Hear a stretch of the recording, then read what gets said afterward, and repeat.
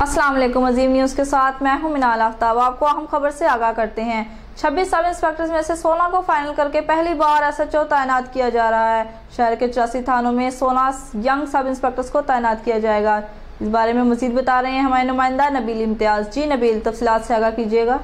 जी बिल्कुल, 26 sub inspector में से 16 को फाइनल करके पहली बार SHO तैनात किया जा रहा है। पहले मरहले में शहर के 84 थानों में 16 यंग सब इंस्पेक्टर को तैनात किया जाएगा। CCPO लाहौर ने फाइनल सब इंस्पेक्टर की list DIG operation Ishfaq Khan को भिजवा दी।